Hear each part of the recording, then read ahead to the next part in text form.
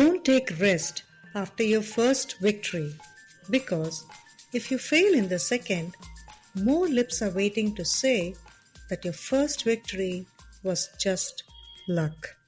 A quote by Dr. APJ Abdul Kalam, India's missile man and beloved former President of India.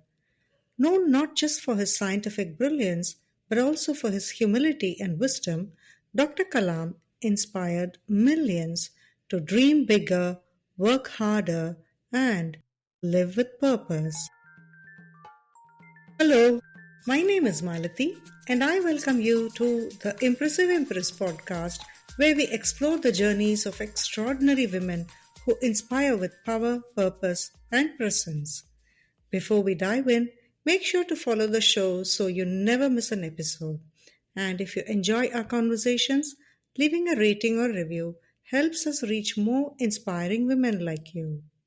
In today's episode, I will be talking to Bhavana Issar, a thought leader, coach, speaker, futurist, motorcyclist, storyteller, an aspiring stand up comedian, and a social entrepreneur. Sometimes life nudges us into a path we never imagined walking. For Bhavna Issar, that turning point came in one of the most tender and difficult moments where she was caring for her ailing father. Out of the deep personal journey was born Caregiver Sati, a platform that helps families who are on the road of caregiving. It reminds them that they don't have to walk that road all alone. But that's just one part of Bhavna's story. With over 28 years of experience in HR and leadership, she's helped shape organizations to be future ready, bringing the human side of work into conversations about innovation. She's a motorcyclist who once set a Limca record. She's also a consultant and a storyteller, and she wears multiple hats. Her journey has been recognized across the world, from being a Women Lift Health Global Fellow to receiving the Distinguished Alumni Award from the XLRI. But what strikes me most is not just her professional accomplishments, it's how she brings empathy, courage, and innovation into everything she touches. In today's conversation, we'll explore the moments that tested her, the lessons she's carried forward, and how she continues to reimagine what it means to care, to create, and to lead. Stay with us till the end, because Bhavna doesn't just talk about the future, she's busy shaping it one story at a time. Namaskaram, Bhavna. It's been such a great pleasure to invite you on our podcast, the Impressive Empress podcast. We've been talking to some amazing women leaders, Indian women leaders, trying to understand their inner journey to success, their journeys, their life stories filled with triumphs and challenges. I'm here all ears to listen to what you have to share with us. And this would enable more girls and women to embrace their power, purpose, and potential with all grace. So, welcome to the show. Thank you. And namaskar to you and your audience. And I'm very glad we are here today, Malathi. I really appreciate this. Thank you so much, Bhavna. So, when I look at your profile, when I look at your journey, you started in the HR, moved on to become a HR leader, then a social entrepreneur. In between, you're also a motorcyclist who's traveled across India, I don't know, maybe abroad also. You're a teacher, you teach at your alma mater, and then you also have an aspiration to become a stand up comedian. It feels like you traversed, everywhere. And if you were to go to the very beginning of where it all began, what first gave you the idea or the spark to live so widely and so deeply? Wow, what a great question. I do not think I can think of a point in time when I would have thought about this is how I want to lead my life, or this is who I want to be. I would think that it's mostly been about making the most of what I have been served. There have been many points in my life, I think, if I look back, that have been very defining, that have defined who I am and how I have looked at things. I think I would look at my career a little before even my corporate career, which was in HR. My mother always wanted me, or my mother, not always, but aspired for me to be a doctor. And I had told her that I can't see blood, and I don't think I can study biology. My mother was a biology teacher. And I don't think I want to be a doctor. I can be a doctor because I can't do the practicals, and I cannot for sure cut open frogs in a lab. I didn't have the insight that there could be many ways of being associated with the world of medicine or the world of biology or the world of health. I was fortunate enough to also absolutely love computers. I liked the challenge. It was new as well. And it was also prestigious. So few toppers got the computer science class. So it was worth fighting for. And I absolutely loved the idea of creating something with technology. I wanted to be an engineer. While I told my mother that I didn't want to be a doctor, I wanted to be an engineer in a way to fulfill my grandfather's dream of being an engineer, who could not be an engineer because of partition and family circumstances. I haven't told this to anyone so far, so this is the first time I'm sharing this information. And I could not get admission in an engineering college, but I did study computer science, and I aspired to be a techie. I think I'm a techie by passion and in my heart in terms of an attitude or a personality. But then I also had family circumstances that I needed to be financially independent very soon. And I had a mother who was also very keen, irrespective of my financial conditions, that she wanted me to be financially independent under all circumstances. So I'm very, very grateful to come from a family where girls were encouraged to not just study, but find themselves also and be financially independent.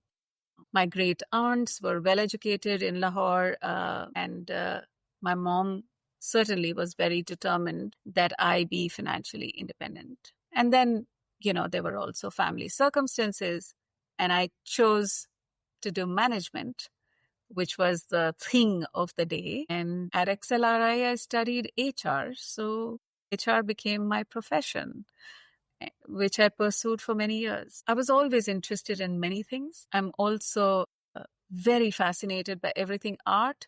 I'm very, very interested in playing around with words.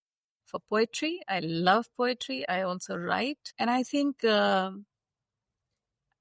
like the fact that there is so much diversity and so much beauty. I want to make the most of everything.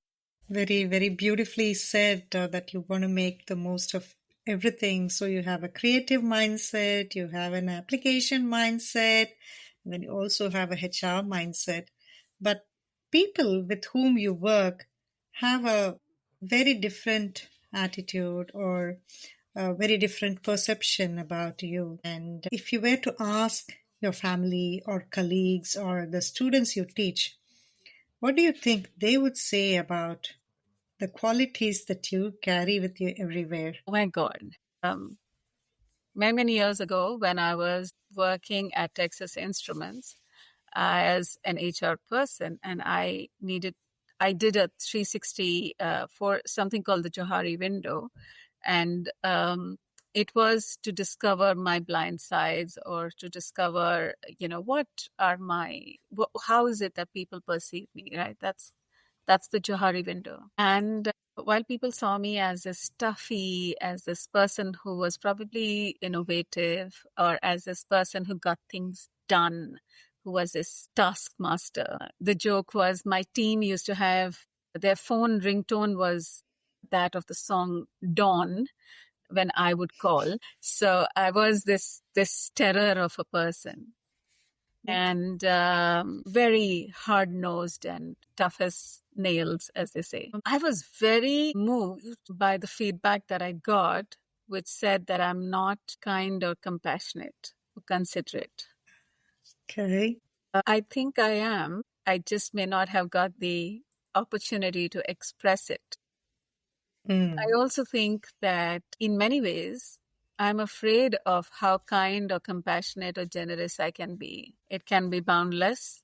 It can be at my cost. And I may have made a choice to stay that, okay, just take the position at the extreme. So that was definitely a milestone point to hear that feedback that, oh, I'm seen as, I wish my manager was a little more compassionate. And I was like, oh my God, I express my love as tough love.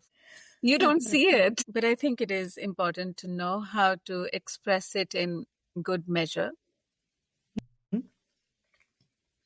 That, and then I was undergoing my journey in process work through Sumedas, where it was very, very profound in terms of my personal growth and transformation and my discovery of myself. And among many things in that, again, the muscles of my inner self, or the side of my personality that over time I had been able to hone or build, was more the expressive, the passionate, the adventurous, the competitive side, what one could call the Bhima profile. But the piece that I was not very much in touch with was perhaps my feminine side, or my compassionate side, or my nurturing side, or certainly the Nakula side of me, using the Pandava framework.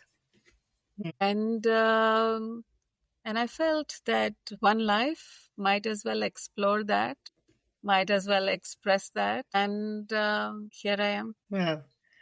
And I'm curious to know what this. Could you please tell me about what is this Chauhari window, or what? How do I? Yeah. Okay, sure. Can you please spell that? Sorry. Johari. There were two men. So it's a combination of Joe and Harry. Johari window. It's a framework that is used in leadership or management or self-discovery, in which, there is a framework of what is known to yourself and what is known to others. So the piece that is known to yourself and known to others is called the arena. And that's the part that is like an open window. That's the Johari window. And the bigger this section, the better it is, because, people know you, you know yourself, it's easier to be authentic, it's easier for people to connect with you, and so on and so forth. But if I were to draw a 2x2 of what is known to you and what is known to others, or what is unknown to you and what is known to others, right? There would be 3 other quadrants. So there is one which is what is known to you but not known to others. So that's hidden. For example, I believe that my compassionate side was hidden. And when I said, here I am, is that I very often am amused now, because of my profession now, that I always get this, that you should be a very compassionate or empathetic person, from where I started. The third quadrant is that of what is known to others but not known to you. Not to you. Right?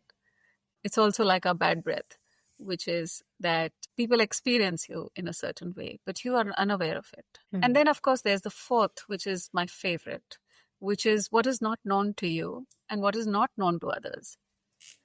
I think that's the quadrant of the limitless possibilities of human potential. And I believe in that. And I believe that all of us have infinite possibilities and potential. But you can access that quadrant only if you work on these 2 other quadrants. What is known to me but not known to others. So if I know this about me but others don't know, I need to continuously express that more.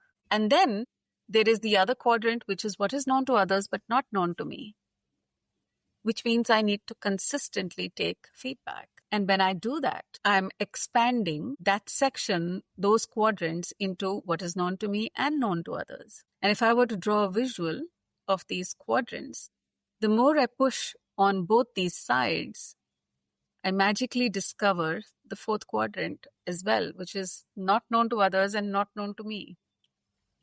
I just love that. And what did you discover? And what is it that you did not have then? And post this discovery, you had kind of developed over time. Great question. I think 2-3 things. One, I discovered my love for teaching. My mother was a teacher and I was rebellious. So I wanted to be everything that my mother was not. I didn't want to be like her. I've always looked like her. So I've always heard that, oh my God, you look like your mother. So as a personality, at least I wanted to be different. So I had said, I'd take any career, but I will not be a teacher. Here you are teaching at XLRI and other places. And I really enjoy teaching. And I think I could be a teacher. And in many ways I am. And there is nothing wrong with being a teacher. It's probably an inheritance I have. I come from a family of academics and teachers. So it's only natural that I should be one too. So that's one. And the second is my wit and humor. You didn't know about it. I definitely like to have the last word. I definitely would like to play around with words. So puns or lines or one-liners, etc. Mm-hmm. And of course, be able to see the humorous side of things. Having said that, I never honed that muscle, so to speak. It kind of stayed at wit and maybe sarcasm. And as I discovered my muscles of compassion, I discovered the joy of humor. Mm. Because Beautiful. good humor is not at the cost of someone else. Good humor includes yourself. That's my firm belief. Good humor or intelligent humor, and I'm definitely turned on by anything intelligent. So I'm what's it called? Sapiosexual, whatever. So intelligent wit puts yourself at the center of what you are describing. So I think discovering the joker in me, discovering the humorous side, discovering the joy of humor in our lives, and the significance of humor and laughter has been the joyful surprise discovery. So in a way, it has been kind of a self-transformation journey for you to have done that. And I'm just wondering, how long did it take for you to have done those, to have taken that test and to move to a phase or state where you were able to embrace those changes and people were also able to see it? I wish I could say, so I know that I took that, that I did that exercise of the Johari window sometime in 2006, or 5, thereabouts, 05 maybe, 2004-05. That's 20 years 20 ago. years. And when did the transformation really happen? So you're asking yet another thought-provoking question, which is, I don't think I have thought about it like that. It's just that I recollect that as being the first time that I was concerned that I'm not being seen as a person that I believed that I was, or that I wanted to be seen as, which could be our identity, right? Mm-hmm. So I think some time before that, if somebody had said, you're a very innovative, hard-nosed, action-oriented person, that would have given me a lot of joy. And, you kind of are the tough person, not tough love, but tough person. And that would have given me yeah, that's who I am, I'm this a macho, or were you like that? Warrior woman, why not? Warrior woman. And compassionate or kind or empathetic is for woozies, and I'm not a woozy. So, I may have felt like that. But that's the one time I distinctly remember receiving that feedback where I thought I was really caring for my team members, but they didn't see me as that.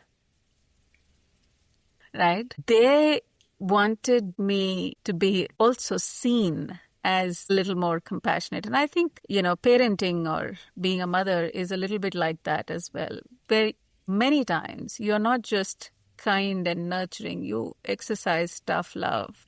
Yeah. And many times you don't know that, the action that your mother has taken is actually in your best interest, or your father has taken is in your best interest. And at that time, he feels unkind or whatever. Yeah. So I think I felt like I also want to be seen as, I also want to be, not just seen, I also want to be a kind and compassionate person. I didn't know how. And like I was telling you, that I was a little afraid, which I can reflect now. Not then, but I think I was afraid of being too generous or being taken for granted or being kind or being soft, that I could be, taken advantage of. And that I would not have liked. And I didn't know how to hold that boundary or hold it with a little, like be kind but not be taken for a ride. Be generous but not be at my cost, right? Mm-hmm. So I took a position of saying, okay, I'll just be tough. It was just simpler. It was distant and it was just simpler. Yeah. And one can reflect on it, and there were perhaps multiple reasons for that. Growing up as a young girl in a city like Delhi, traveling by public transport was not very nice. It taught you to be vigilant. And then, a set of life experiences teaches you, and you make meaning of those life experiences in a particular way. And in order to protect yourself, you decide certain survival things which are relevant and great for that point in time, but not necessarily for all points in time. So when you grow older and you're in a different setting, you don't necessarily need to be that same young person traveling in the DTC. Yeah. So, but that requires working with yourself. And coming back to your point, I don't think I'm fully transformed, and I don't think I'm like I have figured it all out. I think I'm on a journey or a path, and I'm certainly more aware. And I don't think I can say that, okay, this is where it started and this is where it happened. It's a little bit like a stew that's still cooking. That's really wonderful to say. It's I've heard many people say that it's a lifelong journey, but I love this phrase. It's a stew that's still cooking, and wonderful. So while you were on this road of becoming more compassionate, though you were within, it was not seen by the outside world. Somewhere along the line, life, like you very rightly said, gives us a lot of experiences, and we need to learn from that. And caregiver Sati was kind of born out of that love or compassion. I think it was born from a deep personal space after you lost your father. Could you share how that experience shaped your understanding of what it means to care for someone? And more importantly, why did it push you to start something or build something for others? Even I lost my mom when I was young. I saw her dying right in front of my eyes. I didn't start anything like that.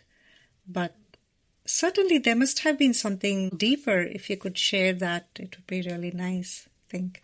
Why did you build Caregivers Sati? Sure. Thank you for asking that. And I'm sorry that you lost your mom young. So let's start from that. It was only recently that I think about a year and a half ago, I've also spoken about it in another conversation, similar conversation, that I was listening to Anderson Cooper's podcast called All There Is. And he is exploring the idea of grief after he lost his mom.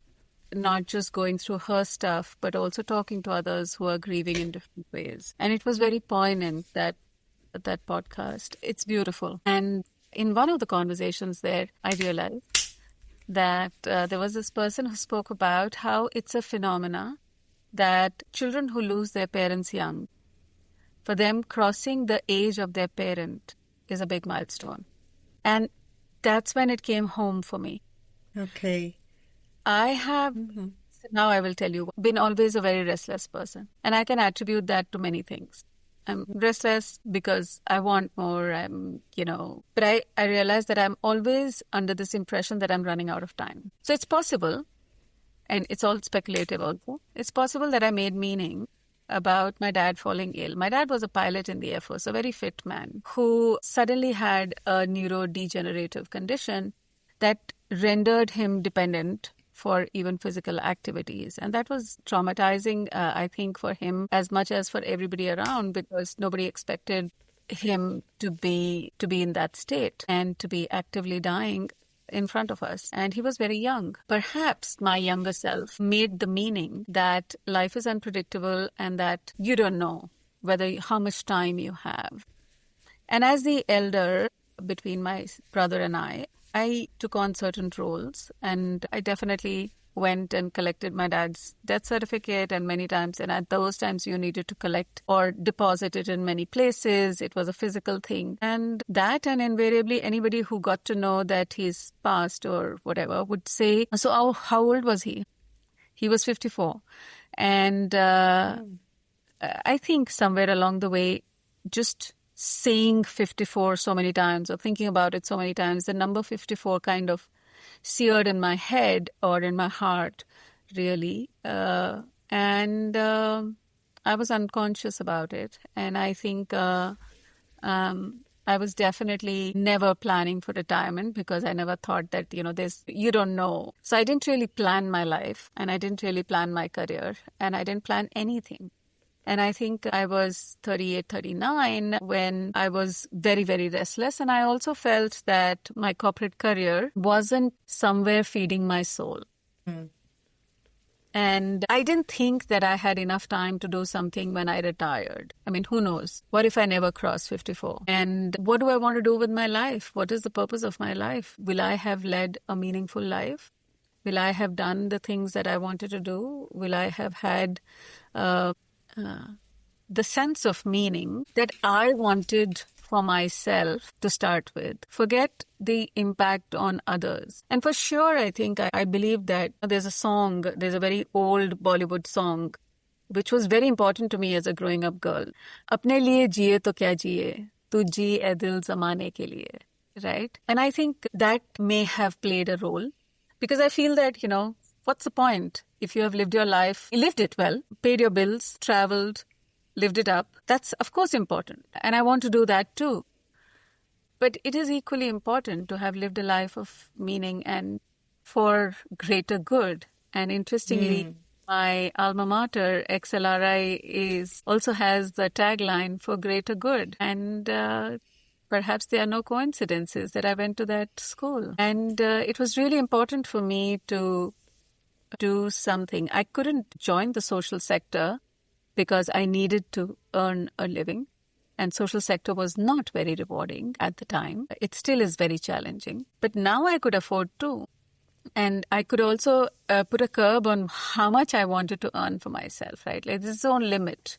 I could go on and on the hamster's wheel, and there is never a limit to how much money you can accumulate. So I felt if I had to do something before 54, what would I like to do?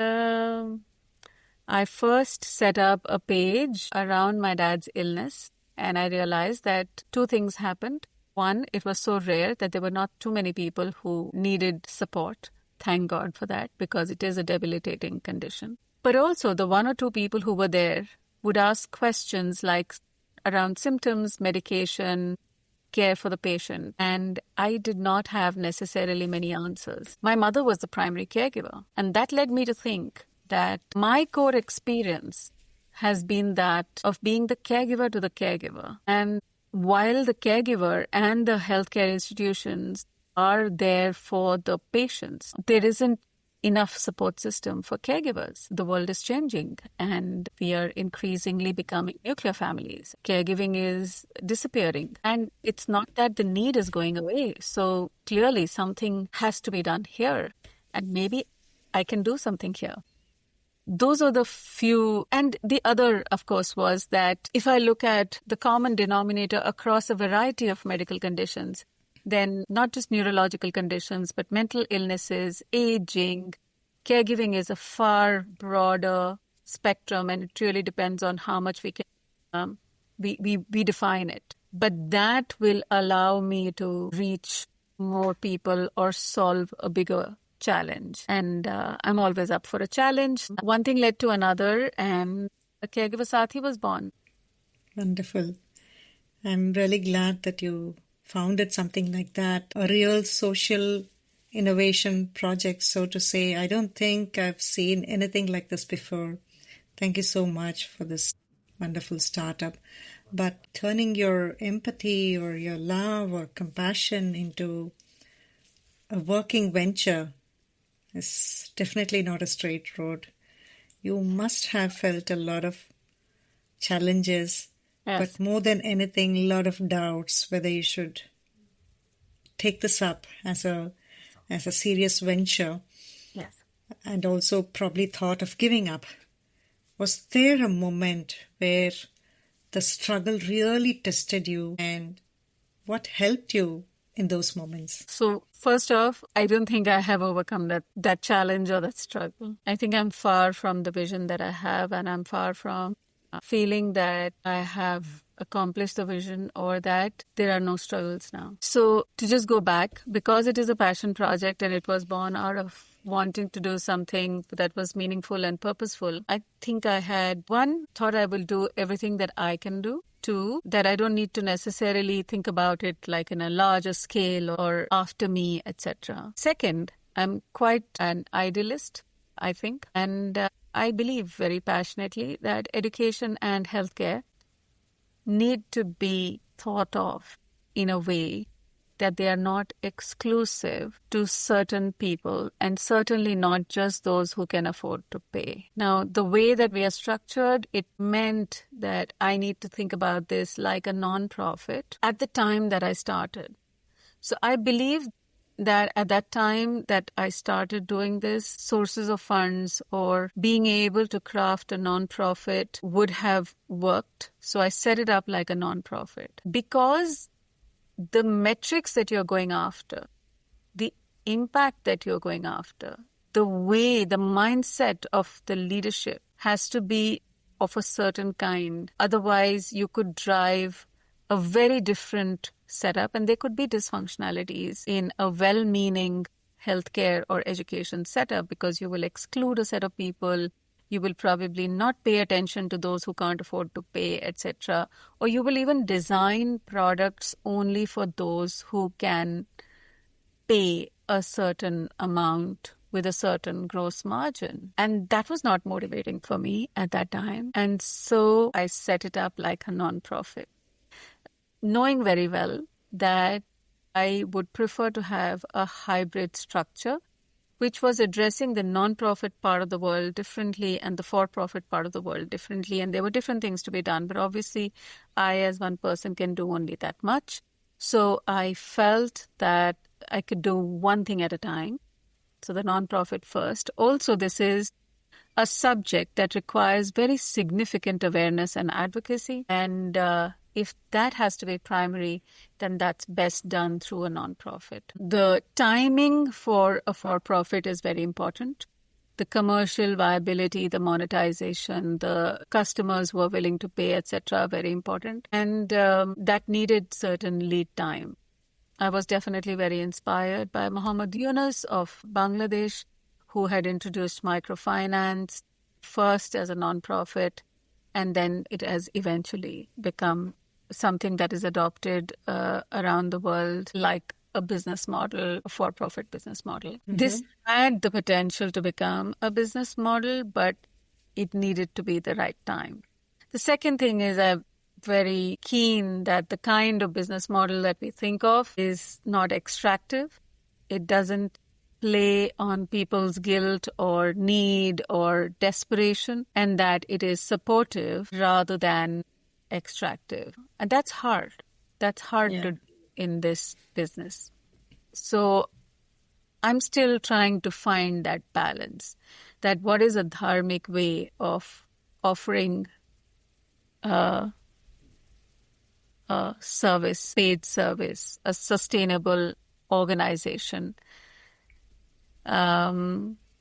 which has the financial resources for expanding its reach, for doing the latest, best things for attracting the right people, but at the same time is not heartless. It's not only commercial. So Yeah. in this journey or in this quest or in this being idealist, I feel that I have many, many, many moments, not one moment when I feel I'm foolish, when I feel that I'm not doing enough, when I feel that I'm, probably setting myself up for failure. I will never see the light at the end of this tunnel. And I'm now 51, so I have very few years left. But I have also mentally crossed that bridge. I'm quite convinced that I'm not limited by 54. I might as well live up to 90, 100 or more, who knows. But that's not for me to worry. What is important for me is to make the most of the gift of life that I have.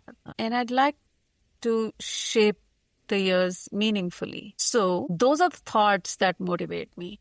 The fact that I still have to see the rest of the world. I still have to, have a portfolio career. I still have to ride my motorcycle in so many countries. And I still have a few books to publish. And I still have some poetry to write. And you still have that dream of coming on stage as a comedian. That is stand-up true. comedian. Yeah. That is true. So you still have years ahead of you. I need And a lot of time. And 54 as a number cannot be limiting you. Yeah. Thank you for sharing that story straight from the heart. But it's resilience or this grit to really build caregiver Sati to the way you had envisioned. Is this something you were always born with, or is that a muscle that needed building up? So like I said, I've been a restless person. I'm often very, very restless. One could look at my career and say I've been restless because I didn't stay very long with many organizations for a wide range of reasons. But here's one more thing that I thought. I mean, I see myself as a gritty, resilient, persevering person. But I need to be for sure. It has to come from within. Nobody can tell me you must do this. I'm rebellious that way. So if somebody said you must do this, I'm quite likely not to do it. Not to do it. I just hope my daughter doesn't hear this. That's all. But if I'm convinced that this is something that must be done, then for the love of God, no one should stop me. You didn't want your daughter to hear you say about your rebellious part. But if she were to listen to this podcast or watch this podcast later, what is the lesson you want her to pick up? So my daughter and I, on her 18th birthday, we share a couple of tattoos to celebrate her 18th birthday. Okay. One is this, which is Mukatila, which means warrior woman, or it has a very elaborate meaning. A warrior woman is such a reductive meaning of this word, but it's very close to Impressive Empress. I must share that information with you. And I must also tell you how difficult it was for me to embrace the name of your podcast separately. I was like, oh my God, I cannot be on this podcast. Why is she chasing me? I don't think I am impressed by any, and this is not sitting well. I think that was partly the reason I was avoiding you. Oh, no. There was no avoidance. I think it was just that I could see how well your website has grown. The platform has grown really well from the time I saw it last to now. So you must have been one busy woman with all your motorbiking and crocheting and all of that stuff. You really must have been busy. And I also, got caught up with various activities in my life. And no, that was not avoidance, I would say. I'm just taking my side of the story. What is that word? I didn't get that word for the tattoo you mentioned, the warrior woman. Can you spell it? It's an Arabic word. It's called Mukatila. Mukatila. And the second tattoo that we share is Bagi. Okay. I have it on my hand. She has it on her arm. Bagi is Urdu for rebel. Okay. So, is rebel the lesson that you want her to pick up, or? So It's I hardly think being this. rebellious is fine. I think so long as you're aware that you're being rebellious for the right cause at the right place for the right thing. You're mindful of it. I think we need rebellious people. We need the rebellious attitude. Too much conformity can create dysfunctionality. I think all innovation comes from rebellion, from not accepting that which has been going on for a while for status. However, being a rebel without a cause is wasteful. It's wasteful energy and it's annoying. It's probably unnecessary. It gives you a thrill, perhaps. So she would know this. I don't need her to listen to the podcast, but if she were to listen to this podcast, I think she would know that I would be saying that if it can be in balance and in the right measure, then I'm all for adventure and rebellion and everything else in between. Great. Let's move to the corporate side of things with your future fit for the corporates. Yes. What is it that you're trying to achieve by offering different kinds of workshops or courses for them? On the surface, it looks like caregiving and corporate look like two different worlds, but you seem to be carrying lessons from one to the other. So, how do you spot opportunities for change in places where others don't even see a gap? I wish I knew. So, there are some things that are gifts.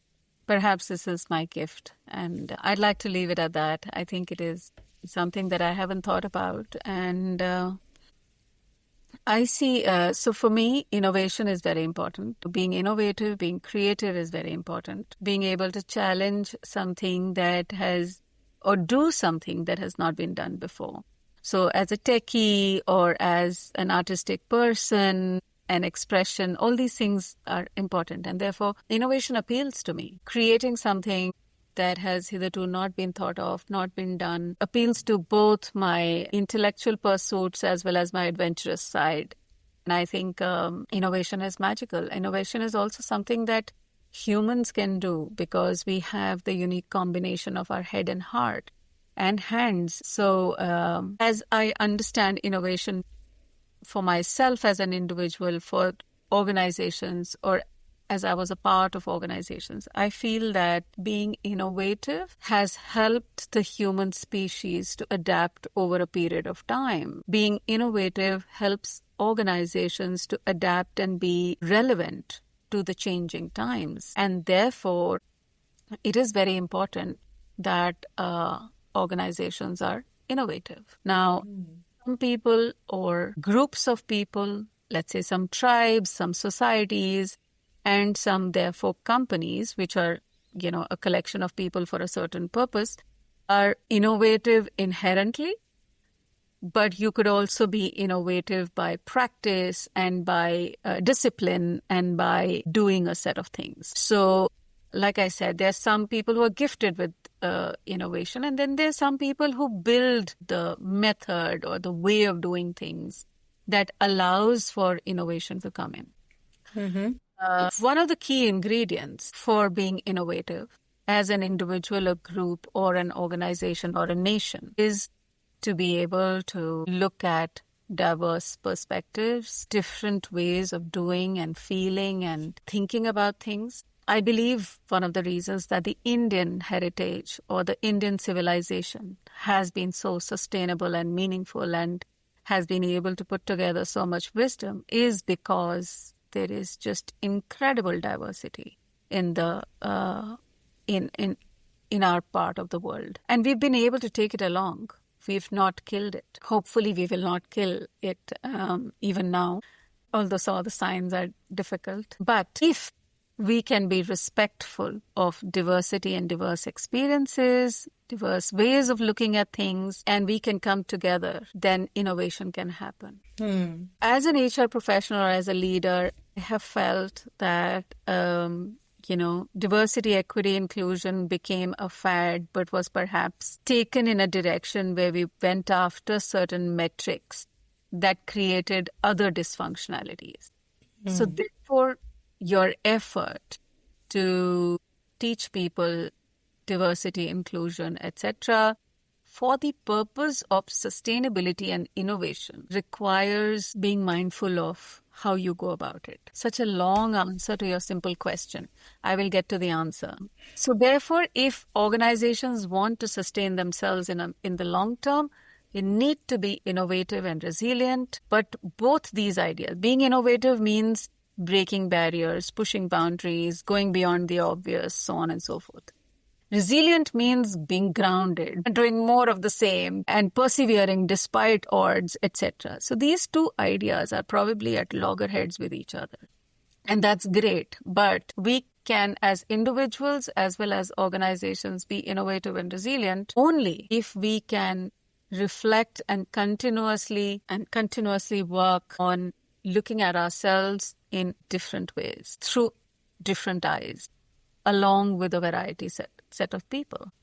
Yeah. And it's not enough to simply say diversity comes because you have X number of women in an organization. Diversity comes when you have different people from different walks of life with different experiences who are able to have equal voice, who are able to impact decision-making that is done. So while we do get seemingly diverse people, we tend to condition them in the same way. And then you're not thinking differently. You're not doing different things. And that's a problem. So being a future fit corporate means being able to take different ways of looking at a problem, solving it in different ways, and creating innovative solutions. And that requires a very high degree of empathy and compassion. Beautifully, you've come back to that. Who are the best people who have empathy and compassion? People who care for another person without expecting anything in return. That's when you build your muscles of empathy and compassion. So when you do voluntary work, when you care for a child, when you care for an older adult, when you care for an animal who cannot do anything for you in return as much, that's when you're building your muscles of empathy and compassion. So you need empathy and compassion for innovation, which is required for sustainability of organizations. And therefore, that is what makes you a future fit corporate. The best people for this are caregivers. You've also spoken about discrimination, the gender discrimination, and you said it deeply troubles you. Yes. What is one mindset shift that you would like to see in the corporates or in the societies that would help your daughter when she grows up and reaches so-called adulthood or the corporate life, so that she doesn't have to fight the same battles as we all did? I was really blessed to be in a family where for generations, on my father's side, certainly, girls were encouraged to do anything they wanted to do. Also my mother's side, actually. But there's slight differences, but that's a detail. So I grew up in a household where I was never told that you're a girl, therefore you can't do this. So much so that riding my dad's scooter at the age of 18 was a rite of passage to be an adult. And I thought it was really normal that I was the elder of the two children, my parents' two children. I should be the one who should get to ride the scooter before my brother did. Unlike other homes in which boys would get access to scooters or, whatever else, whereas girls wouldn't. I never was told that you can't do this or you can't be this or you shouldn't do this or that. And if somebody did say, then, somehow it was irrelevant. So I grew up with the privilege of my gender not defining my potential and my choices. And my privilege also blinded me because I assumed that that's how things are. But that's far from how things are. We know that even today, right? And I'm talking so many years ago. It took me a very long time to build empathy for a large number of women who grow in circumstances in which they have to fight for basic things. When I had my first accident on my dad's scooter, my mom insisted that I go back and ride as soon as I was ready. It's very unusual. She was, of course, inspired by the Air Force, where, if a pilot has an accident, they are sent back because, you don't want the fear to set in. I know so many young girls, one, who would never get a scooter to ride. Two, if they got a scooter and they had a small accident, they would be told, ghar baitho, you can't ride again.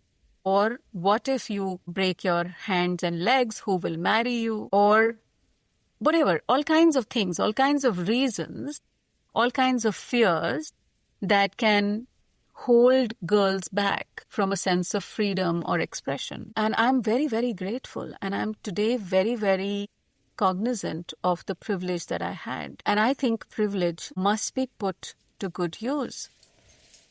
And I think it is my fiduciary responsibility to extend this to others, that they have similar opportunities that I got. So to be told that because you are a boy, you can do this or not do this, because you're a girl, you should not do this, I think is not relevant, and it is very patriarchal, and it hurts all genders in some ways or the other, because we are not able to then allow for individual expression to blossom. And I'm very invested in making sure that such discrimination does not happen. I also feel that caregiving has traditionally been the mantle of women, and because it is unpaid work, it holds women back from opportunities of further education, employment, financial independence, and it is just a vicious cycle. There is nothing to say that just because you have 2 X chromosomes, you are a better caregiver. I don't think so. Between my husband and I have said that many times, I think he is a far more present and nice caregiver. So the way that I explain it is that he's a different caregiver than I am. We are not the stereotype caregivers. And that should be okay, right? It should be okay for me to be the kind of woman that I am, the kind of caregiver that I am. So what if I'm odd? And so what if I ride a motorcycle? And so what if I express my compassion or empathy in the way that I do? It's different, but it's not wrong. Yeah. And it would be so reductive if I was told that I should be only this and not that. I feel that we have a long way to go in respecting gender for what it is, but not misusing gender for discriminating. I think that is the piece that is very important. There are differences between men and women. There are biological differences. I'm menopausal these days, and oh my God, I know it's a different reality I'm living. But that's not a reason to discriminate. Great. Moving on to something lighter, Sure. like your passion for motorcycles, and on the other spectrum, you also love crocheting. So Explain. So you ride the motorbike. That's also not something that many girls or women would do. Yeah. But you also use maybe crocheting as a kind of a meditation, perhaps to get out of a tough situation or whatever. But what are the lessons that you are learning from these two activities that are, kind of a spectrum apart? Yeah. So, by the way, riding a bike is not a light issue. It's 200 kgs. Wow. So the story is that when my parents married, my dad was a very serious kind of a man who had a scooter in the Air Force. And the conventional thing was that bachelor boys would have motorcycles. And when they married, they would buy a scooter instead, so that the woman it would be easier for her to ride. But my dad was a serious kind of a guy. So he had a scooter before he married. And my mother was this sparkly sunshine person, fun, adventurous, and she convinced him to buy a motorcycle. So unconventionally, my dad had a scooter first and a motorcycle later. And for their honeymoon, they rode their motorcycle in the hills of Uttarakhand for a month in 1973. And I loved to pull my mother's leg by telling her that I was perhaps conceived on that trip. So you became a motorbiker because of that. I have nothing. I just got it, my love for motorcycles. And the other thing is that my great grandmother in the hills of, what is now in Pakistan, used to ride a horse. She was a horse rider. And they say horse riders of the past are the motorcycle riders of today. So you're just carrying your legacy. Exactly. I mean, I'm just bound to. It's nothing I did. It's an obligation I have to, people before me. It's in your DNA. Totally. And I didn't think, when I used to ride a motorcycle and during my college days, I didn't give it so much thought. Of course, I felt very nice about being one of the few women in Delhi who used to ride a motorcycle, at that time a scooter, etc. Or I rode a motorcycle during my XLRI days, and after that in Hyderabad. But I never realized how much joy a two-wheeler gives me. It gives me a sense of control. It gives me a sense of freedom. It gives me a sense of I'm quite invincible, and that's a great feeling. And I think all women should ride a motorcycle. I wish all women do. So that's the love for motorcycles. I hope that I will be able to ride my motorcycle well into my 90s or beyond. And crocheting is something that I learned in school. We used to have this class called SUPW, Socially Useful Productive Work, which is weird. But at that time, I learned it. But then I had always seen my grandmother crochet. My grandmother was incredible in terms of handwork. She was really detailed and very neat. And I have pieces of embroidery done by her where you cannot tell the front and the back. They're so beautiful. I think I got crocheting from her, and I started crocheting as a way to carry that legacy and as a way to remember my grandmother, who was an incredible woman and a huge influence on me. Crocheting is meditative for me, and it has taught me patience. It has taught me to follow a pattern and to persevere. I think making large projects requires you to believe that one stitch at a time, and over time you will be able to complete it. And that's very important, especially for the work that I do. Also, there are times that, you miss a stitch or you miss a pattern and you realize a little later that you have messed up.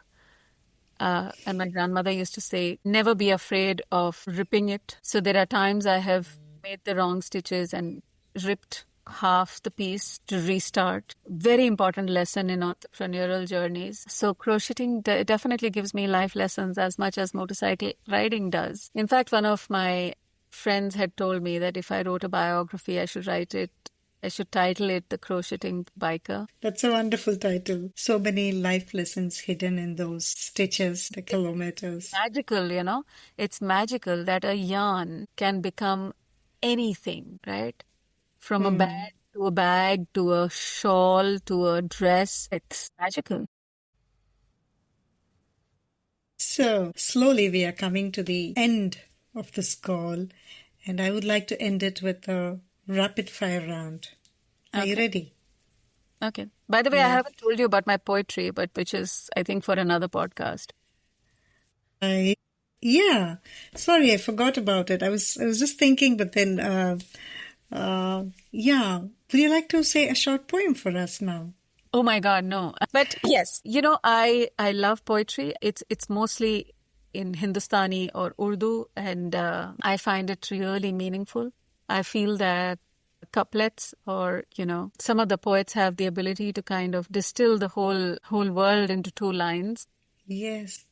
It's very motivating. So you had also asked me that, what gives you the energy to continue? Yes. And I think poetry does. Poetry reminds me that life is beautiful and that even painful moments can be transformed into something really poignant and profound and meaningful. You can craft them in a certain way. And poetry goes from one heart to another. And I think that's incredible, right? And it is timeless. It is beautiful and it is timeless. So poetry in any language is is it's such an example of human ingenuity. A couple of lines that I wrote long ago. Wonderful. It's but my story, only in your words. So I think we can find compassion if only we can find a reflection of ourselves in others. That's the simple form. Wow. From the Johari experiment to learning something about compassion to this very beautiful poetry that shares the deeper meaning or the deeper value of life. Very philosophical also. Thank you. Thank you for sharing that lovely poem. So, I think with that I've covered entire aspect of Bhavana Issar. Yes. Thank you. I really hope that, one of the other things that I often say is I really don't wish to be put in a box. So I hope that I can discover some more parts of myself. Yes. Yeah, you do. You still have so many years ahead of you, and with your creative and innovative spirit, I think we are definitely going to see a lot more from you, Bhavana. But do you have something in mind for the future, something like a legacy that you want to leave behind that your great-granddaughter can pick up? I think the most important thing would be that there are no stereotypes. And the two most unseemingly things can be put together. So, for example, you could be a motorcyclist and a crocheter and someone who's fond of jewelry and saris. You could be a poet and you could be a techie and everything in between. We need not be just right or left brain person. We can happily marry the two and create more meaning in life. Yeah. I absolutely love a phrase that a cousin of mine had once used for me. And I think I aspire to be that. I don't think I'm that already, but he was kind enough. I think I like the name Renaissance woman. So the idea of being somebody who has multiple facets and multiple interests and can look at the intersection of these is very fascinating. Absolutely. It's indeed very rare, not so rare, but it's not so easy to find a person who has so many interests. You wear such multiple hats. I think you'll have to find a big cupboard only for your hats. Yeah, I'm the woman version of Ravan. I need many heads as well. No. That's Okay. Now let's get to our rapid fire round. Yes, please. What would be the 3 qualities that are an absolute must for a social entrepreneur? Perseverance, financial literacy, and self-care. What is the most significant barrier for a woman to assume a leadership role for impact? Stereotypes. That are imposed on you and stereotypes that you believe in are barriers. What's a key mentorship lesson that you learned as a woman in, say, caregiving or HR? My story is important, and my story or my perspective is okay. It doesn't have to be dressed up. As a techie, what are the 3 tech things that you're using today that helps you stay productive? Smartwatch is a very high-end phone, a very high-end laptop as well. And I learn new things through many, many ways. So I don't just learn with technology. I learn by doing by hand. I learn skills. I experiment with cooking. I experiment with my body. I experiment with physical capacity. So I experiment a lot. I reflect a lot. I'm not afraid to fall down. What is one top time management tip that you can share with us in terms of balancing such multiple roles effectively? Oh my God, I'm the worst in time management. Okay, so NLP has taught me I shouldn't be saying it like that. I am still learning time management. Let's just say that. Reclaimed the joys of being organized. I think the most important thing in time management is your relationship with time. Like I said, I have been restless and I have felt that I was against time or time was against me. Till as long as I was against time and time was against me, I was fighting it. And ever since I have made friends with time, I have found it to be very empowering. I have found time is actually on my side. It doesn't matter how much time I have. And if time can be my friend, then I don't need to manage it. Wonderful. Great. That is so reassuring, I would say, for me, but I'm sure for many also. It's like also having your mind as a friend and mind as an enemy. It comes in the Bhagavad Gita. But like you said, it's another topic for another podcast. Thank you so much, Bhavana. It was so lovely talking to you. I was just mesmerized listening to you. And it was straight from the heart. You have shared such wisdom, such life experiences. And I hope it will be useful for a lot of us. Thank you so much. Well, thank you. Thank you very much. Just to tell you, this is the 17th podcast that I have recorded as a guest. But I am so glad that this is so different. And I am glad that this was a new exploration altogether, because it would be very boring if somebody were to listen to the same stuff again and again. So thank you for creating such a beautiful space and asking such incredible questions. Thank you. Thank you. Thank you so much, Bhavana. That was amazing. Thank you. Bye. We'll stay in touch. Bye-bye. What a ride this conversation has been. Almost like one of Bhavana's motorbike journeys, full of courage, unexpected turns, and a lot of heart. I hope her stories left you smiling, reflecting, and maybe even a little braver in your own journey. If you enjoyed this episode of the Impressive Empress podcast, do follow, rate, and share it with someone who could use a little inspiration today. And who knows, maybe next time we'll find Bhavna not just on stage as a leader, but on stage as a stand-up comedian, making us laugh our way to transformation. Until then, keep embracing the woman within, keep preparing relentlessly, and keep writing your own story of sustainable success. This is Malathi signing off.